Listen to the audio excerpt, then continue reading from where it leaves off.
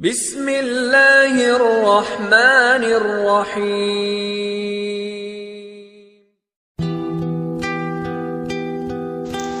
Assalamualaikum warahmatullahi wabarakatuh. Sahabat muslim, sejarah telah berbicara tentang berbagai kisah yang bisa kita jadikan pelajaran dalam menapaki kehidupan. Sejarah juga mencatat perjalanan hidup para wanita muslimah yang teguh dan setia di atas keislamannya. Salah satu di antaranya adalah Ummu Sulaim.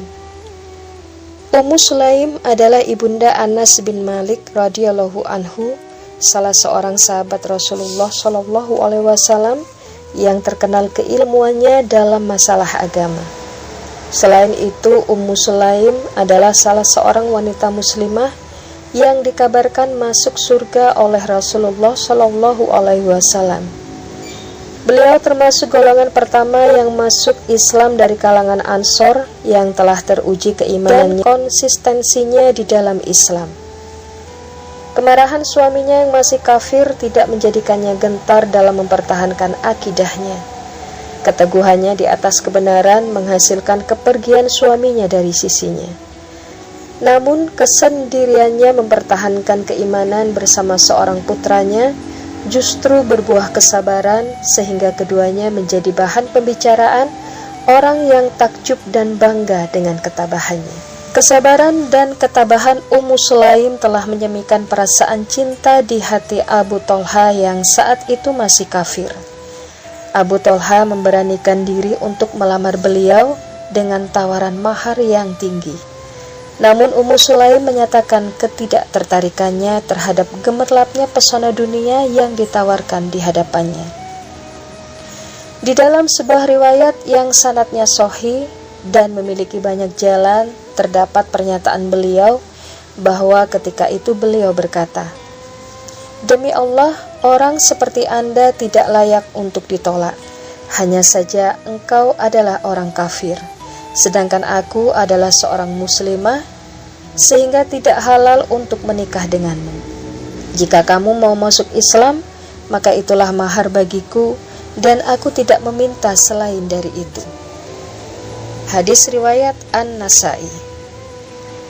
Akhirnya menikahlah Ummu Sulaim dengan Abu Thalha dengan mahar yang teramat mulia, yaitu Islam.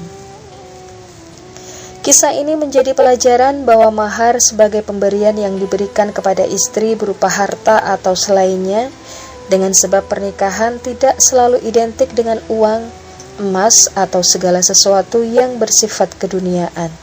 Namun mahar bisa berupa apapun yang bernilai dan diridhoi istri, selama bukan perkara yang dibenci oleh Allah Subhanahu wa Ta'ala dan Rasul-Nya Shallallahu alaihi wasallam. Sesuatu yang perlu kalian tahu berdasarkan hadis dari Anas yang diriwayatkan oleh Sabit bahwa Rasulullah Shallallahu alaihi wasallam bersabda, "Aku belum pernah mendengar seorang wanita pun yang lebih mulia maharnya dari Ummu Sulaim karena maharnya adalah Islam." Rasulullah Shallallahu alaihi wasallam juga melarang kita untuk bermahal-mahal dalam mahar. Di antaranya dalam sabda beliau adalah, "Di antara kebaikan wanita ialah memudahkan maharnya dan memudahkan rahimnya." Hadis riwayat Ahmad. Dan pernikahan yang paling besar keberkahannya ialah yang paling mudah maharnya. Hadis riwayat Abu Daud. Demikianlah saudara, semoga kisah ini menjadi sesuatu yang berarti dalam kehidupan kita dan menjadi jalan untuk meluruskan pandangan kita yang mungkin keliru dalam memaknai mahar. Selain itu, semoga kisah ini menjadi salah satu motivator kita untuk lebih konsisten dengan keislaman kita.